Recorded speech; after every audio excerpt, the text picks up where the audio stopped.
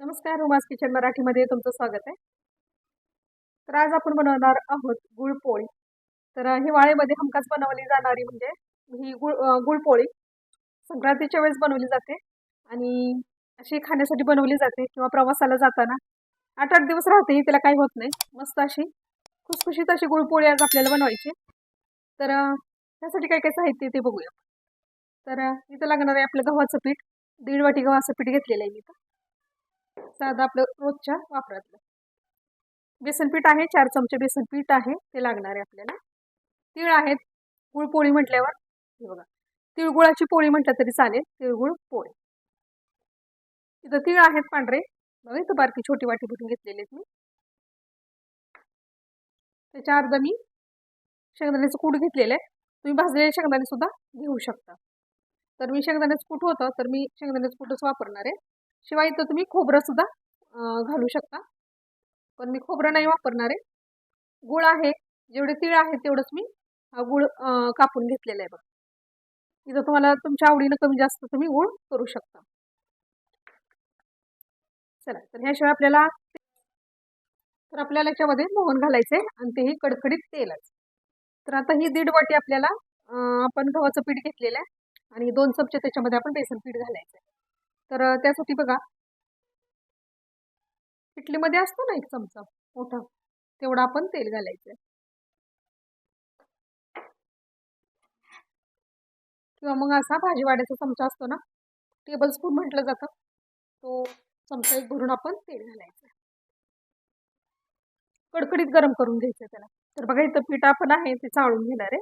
ह्याच्यामध्येच आपण 2 चमचे बेसन पीठ घालायचं. हे बघा, बेसन पिठामुळे की नाही ही जी पोळी आहे ती खुसखुशीत होते, त्यामुळे 2 चमचे बेसन पीठ घालायचं आपल्याला.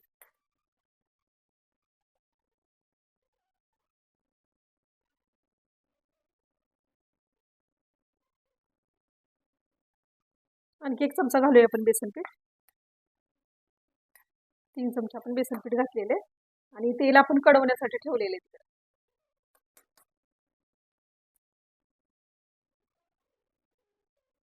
याच्यामध्ये चवीनुसार मीठ घालायचे आपल्याला.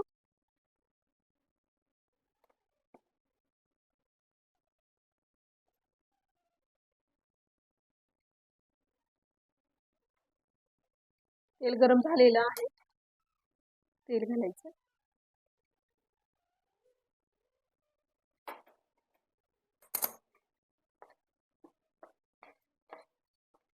त्याच्यामुळे काय होतं, ही पोळी आहे ती खुसखुशीत चांगली होते, त्यामुळं कडकडीत तेलाचं मोहन घालायचं.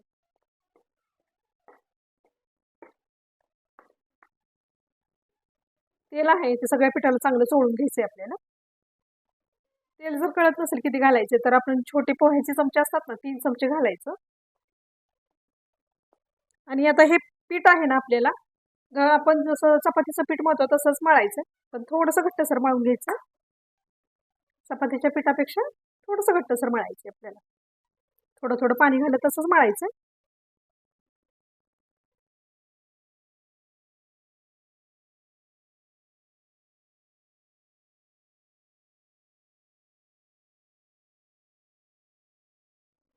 चला, तर आता हे तीळ आहेत ना आपण भाजून घेऊया.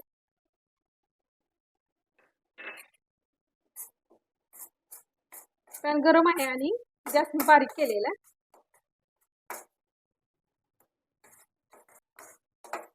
तीळ बघा छान असे भाजले गेलेले आहेत आणि भाजलेल्या तिळाचा लगेच सुगंध सुटतो. हे बघा, छान असे लालसर भाजलेले तीळ काढून घेऊया ताटामध्ये. आता खोबरं भाजायचं असेल, खोबरं भाजून घ्यायचं आहे किंवा शेंगदाणे भाजले असतील तर शेंगदाणे इथं भाजून घ्यायचे तुम्ही. मी इथं आपल्याला बेसन पीठ लागणार आहे, 2 चमचे बेसन पीठ घालायचं आपल्याला त्याच्यामध्ये. सारणामध्ये घालायचं. गॅस अगदी बारीक केलेला आहे. तर बघा बेसन पीठ भाजलेलं. आता हे तीळ आहेत ना ते आपण मिक्सरला बारीक करून घ्यायचे. जर खोबरं असेल तर खोबरं सुद्धा वेगवेगळं बारीक करून घ्यायचं. पहिल्यांदा खोबरं वेगळं बारीक करून घ्यायचं आणि तीळ वेगळे बारीक करून घ्यायचे. तिळाला वेगळा म्हणजे कमी वेळ लागतो ना बारीक व्हायला, खोबरं जरा जास्त वेळ लागतं. शेंगदाणे असतील तर मग शेंगदाणे पण वेगळे बारीक करायचे. बेसन पिठाने छान असं बाइंडिंग घेतो, त्याला मिक्स करायचं हे.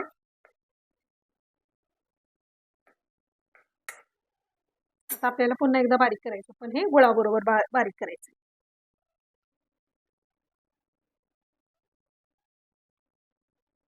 चला आता हे मिक्सरला फिरवून घ्यायचं.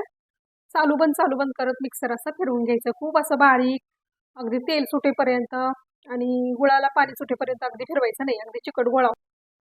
तर बघा मिक्सरमध्ये फिरवून घेतलेले आपण.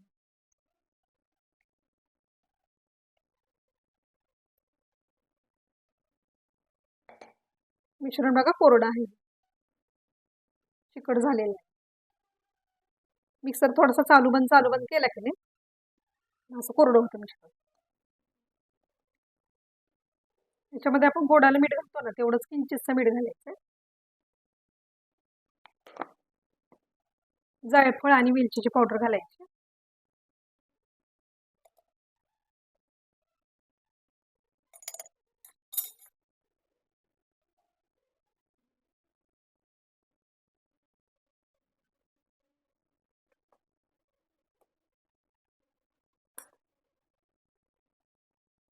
पिठाचा एक गोळा घ्यायचा आहे आपल्याला, एक लिंबू एवढा घ्यायचा आहे.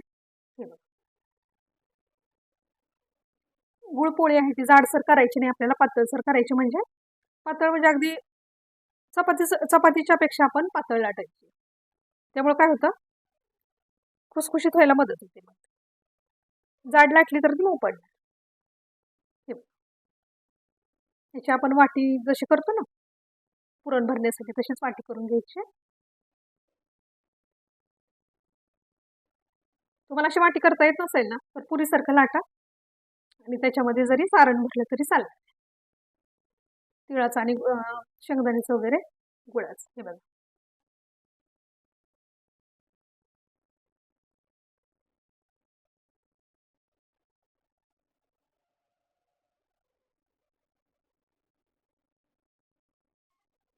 सारण घालायचं भरपूर, नाही तर काय नाही गोडीला लागणार नाही का, चपाती खाल्ल्यासारखं लागेल. चांगलं असं दाबून हे बंद करू.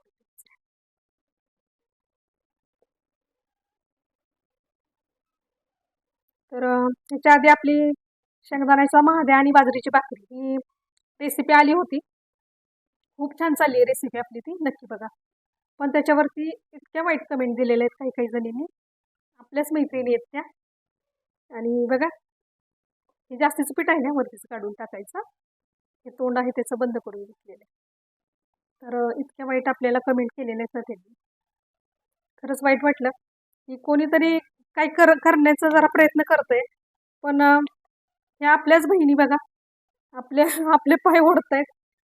तर प्रोत्साहन तर नाही देत, पण वाईट कमेंट देऊन आपला खच्चीकरण मात्र करतायत बघा, आपला पाय मात्र मागे ओढतायत. असं करू नका बहिणीनो. तुम्हाला माझं नाही आवडत चॅनल, रेसिपी नाही आवडत ना, तर तुम्ही नाही बघितलं तरी चालेल, काही हरकत नाही. ज्यांना हे माझ्या रेसिपी आवडतात त्यांच्यासाठी मी ही रेसिपी करते असं समजा.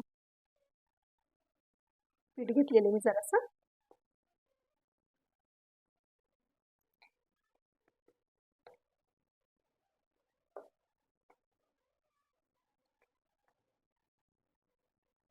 छान पातळ पोळी लाटून घ्यायची.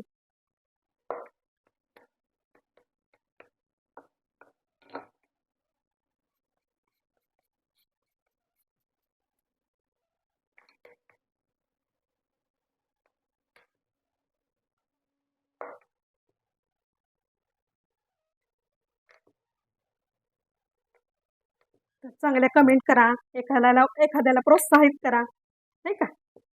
चुकत असेल तिथं सांगा, हक्काने सांगा, पण चांगल्या कमेंटमध्ये सांगा हो, नाही का. इतकी वाईट माझी रेसिपी असती तर चालली असती का होती. हा इतकी छान चालली आहे, मस्त चालली आहे अगदी. चांगला पातळ अशी लाटून घ्यायची चपाती. चपाती आहे ना,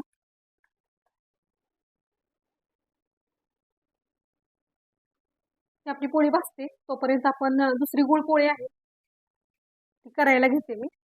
सारण वगैरे भरून घेते.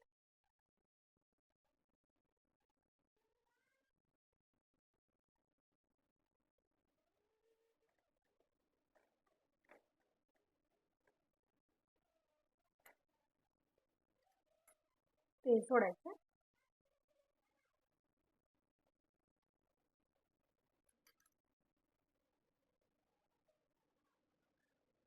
मीडियम हीटवरती आपण हे तळून घ्यायचं. मीडियम हीटवरती आपण हे छान असं भाजून घ्यायचं.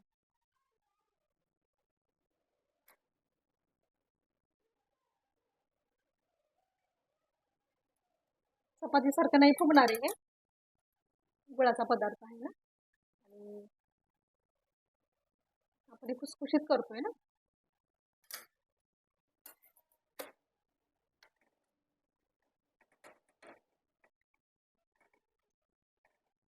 अशा आहेत आमच्या ताई.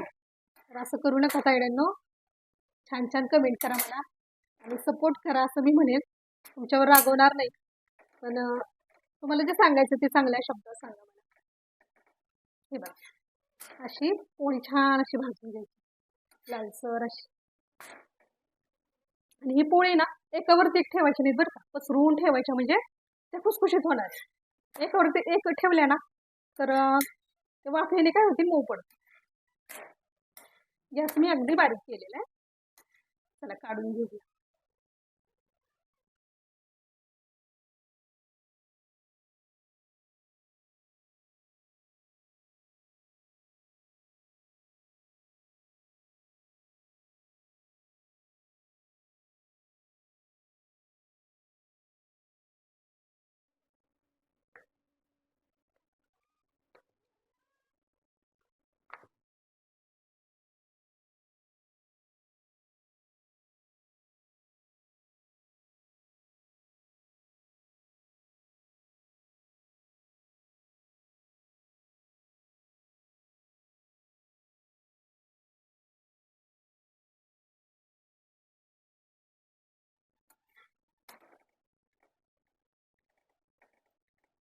मीडियम टू स्लो गॅस केलेला आहे मी.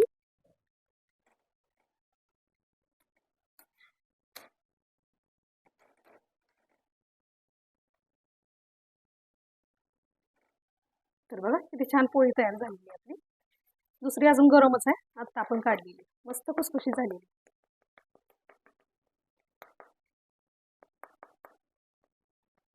छान झालेली मस्त, अगदी पहिला प्रयत्न आहे आणि छान झालेली मस्त. तर बघा आपल्या गुळपोळी किंवा तिळपोळी तयार आहे. तिळगुळाची पोळी हे बघा मस्त अशा झालेल्या आहेत सगळ्या. छान अशा पातळ अशा आपण लाटलेल्या आहेत. तोडून पण बघूया आपण एक.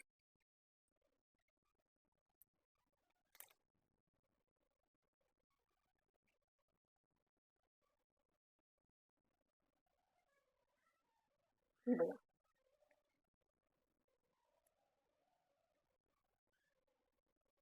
छान पदर सुटलेला आहे आणि आतमध्ये बघा सारण चांगलं पसरलं गेलेलं आहे सगळीकडे, दिसत असेल तुम्हाला मस्त. आणि किती खुसखुशीत झाली बघा, खुसखुशीत आहे. ही बघा किती छान झाली मस्त अगदी.